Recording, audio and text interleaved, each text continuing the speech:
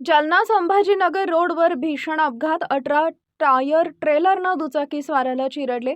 परप्रांतीय कामगार ठार, एक गंभीर जखमी। त्रिमूर्ती चौकातील दुर्घटनेनंतर संताप, पथदिवे, पदचारी पूल आणि गतिरोधकांची मागणी। आज दिनांक 3 रोजी बुधवारी सकाळी 11 वाजता मिळालेल्या माहितीनुसार जालना शहरातील संभाजीनगर रोडवरील ITI कॉलेज जवळील त्रिमूर्ती चौकात बुधवारी सायंकाळी झालेल्या भीषण अपघातात एका परप्रांतीय कामगाराचा जागीच मृत्यू झाला, तर दुसरा कामगार गंभीर जखमी झालाय। भरधाव वेगाने येणाऱ्या 18 टायर ट्रेलरनं दुचाकीला जोरदार धडक देत दोघांनाही चिरडल्यानं हा अपघात घडला। या दुर्घटनेत विकी कुमार वय वर्ष 40 यांचा जागीच मृत्यू झाला असून ते परप्रांतीय कामगार असल्याची माहिती आहे, तर बाबू शहा वय वर्ष 35 राहणार सुंदरनगर चंदनजिरा हे गंभीर जखमी झाले। अपघातानंतर स्थानिक नागरिकांनी तातडीनं दोघांना जिल्हा शासकीय रुग्णालयात दाखल केले, मात्र डॉक्टरांनी विकी कुमार यांना तपासून मृत घोषित केले, तर बाबू शहा यांच्यावर उपचार सुरू आहेत। अपघातानंतर परिसरात हळहळ व्यक्त होत असताना स्थानिक सामाजिक कार्यकर्ते अक्षय मोरे यांनी प्रशासनाच्या निष्काळजीपणावर तीव्र नाराजी व्यक्त केली।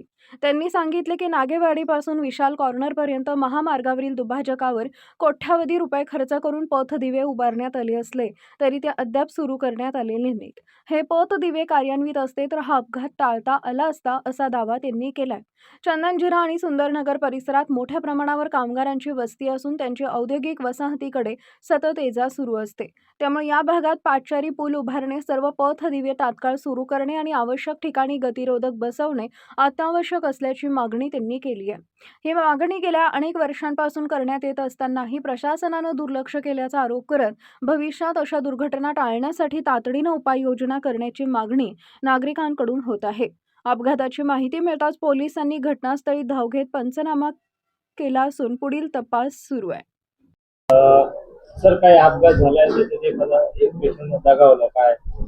हो, आता थोड्या आधी आमच्याकडे 2 पेशंट आले, ज्यांचा MIDC इथे अपघात झाला होता। त्यातले 2 पेशंट नामे बाबू शहा आणि एक विकी कुमार। त्यातला बाबू शहा याला ICUला ऍडमिट केलंय, त्याच्यावर उपचार सुरू आहे। व विकी कुमार याला तपासणी अंती मृत आम्ही घोषित केलंय आणि बॉडी समोरच्या कार्यवाहीसाठी शिफ्ट केली आहे। मृत्यूचं कारण सध्या आता पोस्टमॉर्टम नंतर फायनल रिपोर्ट येईल त्यावेळेस कळणार। प्रथम तुमच्याकडे आला होता तो कशा स्टेजमध्ये होता? प्राथमिक आमच्याकडे आल्यानंतर त्याचं पल्स जे नाडी म्हणतो आपण ते लागत नव्हती, तर आला त्यावेळेस मृत अवस्थेतच होता। त्याला प्रॉपर चेक केल्यानंतर आम्ही त्याला मृत घोषित केलेला आहे।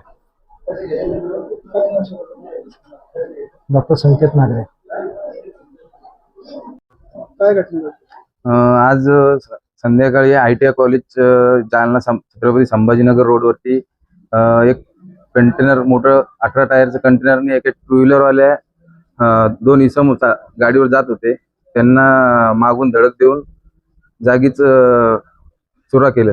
त्यातलं एक मयत झालेलं आहे आणि एक जिवंत आहे, सध्या तो पण सिरियस आहे। रस्त्याने जात होते, त्याला मागून त्याने धक्का देऊन उडून दिला आणि जो मयत आहे तो परप्रांतीय आहे आणि वारंवार तिथे ऍक्सिडेंट होतच राहतात। नागेवाडी पासून तर विशाल कॉर्नर पर्यंत इतके अपघात होतात, तिथे कुठे रस्त्याचे स्ट्रीट लाईट चालू नाहीये, प्रशासनाला जागीच होत नाहीये आणि दुसरी गोष्ट ब्रेकर सुद्धा नाही। वारंवार टोल नाक्यास PWD ला निवेदन देऊन सुद्धा ते कुठल्याही प्रकारचे ब्रेकर किंवा स्ट्रीट लाईट चालू करत नाही। या अपघातामुळे इतके अपघात होतात तिथं, म्हणजे अनगिनत अपघात होतात।